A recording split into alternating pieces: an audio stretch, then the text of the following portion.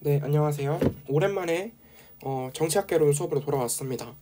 오늘은 뭘 할 거냐면 정부 개입을 할 거예요. 정부가 어디에 개입하느냐? 이제 시장에 대한 개입이죠. 시장에 대한 개입. 왜 시장에 대한 개입을 할까요? 일단은 시장은 실패를 합니다. 시장 실패. 뭐가 있을까요? 일단 공공재가 있어요. 공공재는 비배제성. 이게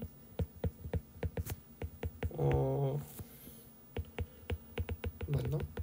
non-excludability의 특징하고, 그리고 비경합성.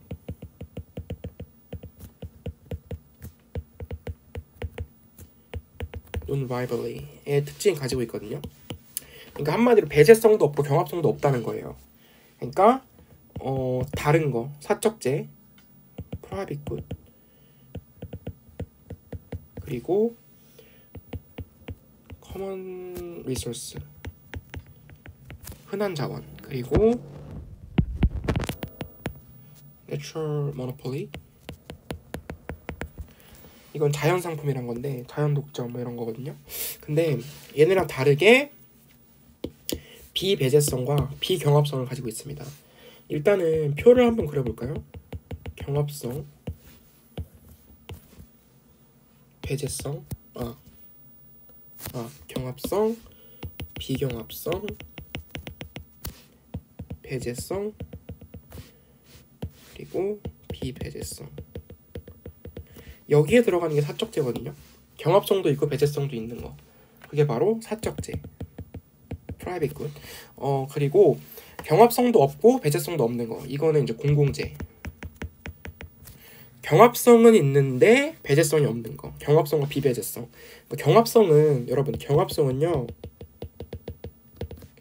내가 쓰면 다른 사람이 못 씀.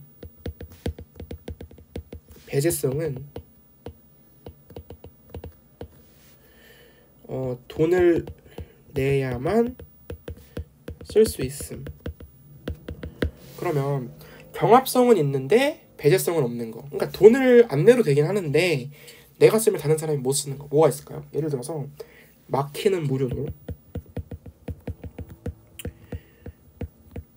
근데 경합성은 없는데 배제성은 있는 거. 돈 내야만 쓸 수 있는데 누구나 다 쓸 수 있어. 전기 이런 거 있겠죠. 전기, 물, 수도 이런 거. 어쨌든 이런 게 있을 거고, 공공재는 이 정도 보고요. 두 번째, 외부 효과. 이게 externality라고 하는 건데, 외부 효과는 두 가지가 있거든요. 외부 경제가 있고 외부 불경제가 있어요. 그러니까 외부 효과라는 게 뭐냐면 어떤 사회적 행위, 경제적 행위가 예기치 않게 다른 사람에게 영향을 주는 걸 말하거든요. 사회에 영향을 주는 거. 그러니까 외부 경제는 옵티멀보다, 사회적 최적 수준보다 과소 생산. 외부 경제는 더 많이 생산돼야 하는 건데 생산을 사람들이 안 해요. 왜 그러냐면은 내가 생산을 했으면 나만 편익을 누려야 하는데, 그쵸? 나만 편익을 누리는 게 아니라 다른 사람이 편익을 누려. 근데 비용은 나만 내. 그쵸? 그러니까 생산을 많이 안 하게 되죠. 이게 그래서 보조금을 통해 많이 생산하게 해야 돼요. 내부화 시켜야 됩니다. 그리고 외부 불경제. 이거는 옵티멀보다 과다 생산. 그러니까 막 매연 이런 거. 사회적으로 별로 필요가 없는데 개인의 편익을 위해서 생산되는 거 있잖아요. 이런 건 세금을 매겨야겠죠. 세금을 통해 내부화. 이런 방식이 다 정부의 개입이라고 보시면 되거든요. 그리고 3번, 독점. 가격이 시장 독점 기업에 의해서 결정되는 걸 말해요. 이거 어떻게 해야 되냐면은 이런 건 국유화 시키던가, 한국전력처럼, 한국전력이라든가 막 KT 이런 거 있잖아요. 이런 것처럼 국유화 시켜버리던가, 아니면 안티트러스트법을 제정해야 됩니다. 이거는 안티트러스트법, 이거는 미국의 독점 방지법이에요. 4번 불완전 정보. 불완전 정보는 이거 어떻게 해야 되냐면은 정부가 완전한 정보를 제공하도록 유도해야겠죠. 불완전 정보가 뭐가 있을까요? 약간 생산자에겐 정보가 다 있는데 소비자에겐 정보가 없어. 중고차 시장 이런 거 있잖아요. 중고차, 아니 자동차가 망가졌는지 안 망가졌는지 생산자는 이제 알고 있는데 소비자는 모르는 거죠. 판매자는 알고 있는데 소비자는 몰라. 그러면은 뭐 망가진 거 팔아먹으면은 소비자는 손해잖아요. 이제 이런 거를 방지하기 위해서 정부가 안전한 정보를 제공하도록 유도해야 됩니다. 5번 분배의 불평등. 불평등 같은 경우에는 재분배 정책으로 해결할 수 있겠죠. 재분배 정책.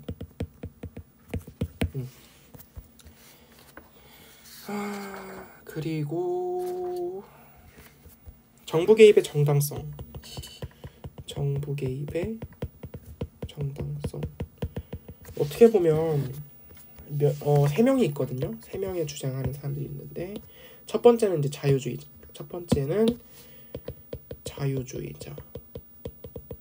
두 번째는 현실주의자. 세 번째는 마르크스주의자. 이렇게 세 시각이 있거든요. 경제적 자유주의자 먼저 볼게요. 자유주의자들은 어떻게 보냐면 중농주의.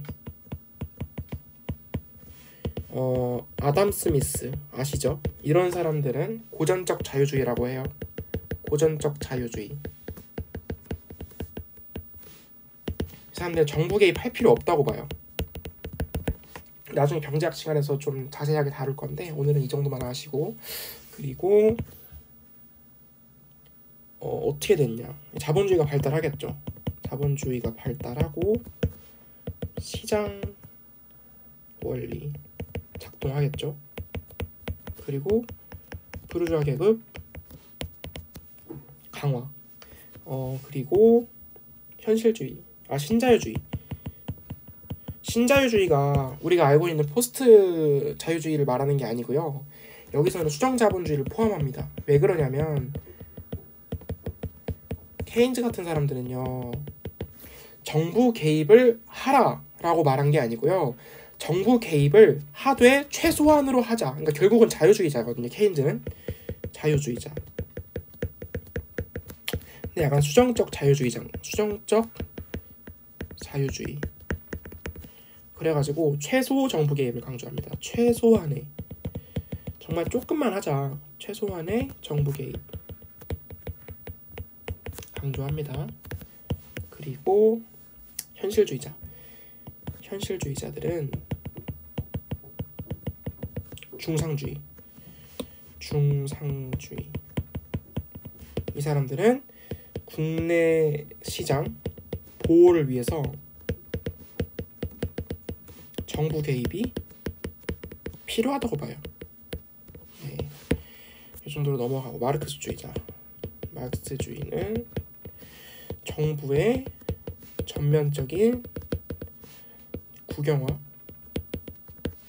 생산수단의 전면적인 국영화를 시켜버리고 중앙 통제해야 된다. 그러니까 적극적으로 국가가 나서야 한다, 경제에. 이렇게 본 거고요. 그리고 보면은 이렇게 시각을 봤어요. 자유주의, 현실주의, 막스주의. 그리고 정부 부문의 확대를 어떻게 설명하고 있는가를 볼게요. 정부 개입 현상. 이걸 어떻게 설명하느냐. 경제적인 관점에서는 경제적 설명.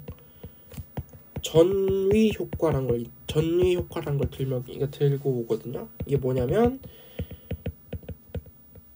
displacement effect거든요. 이거는 그러니까 위기 상황에서 정부의 재정 수요가 증가하겠죠. 근데 이게 위기가 끝나도 정부 지출 수준은 그대로, 그러니까 올라간 채로 멈춰 있다는 거고요. 이게 전이 효과예요. 그리고 상대 가격 효과, 상대 가격 효과, 이게 relative price effect.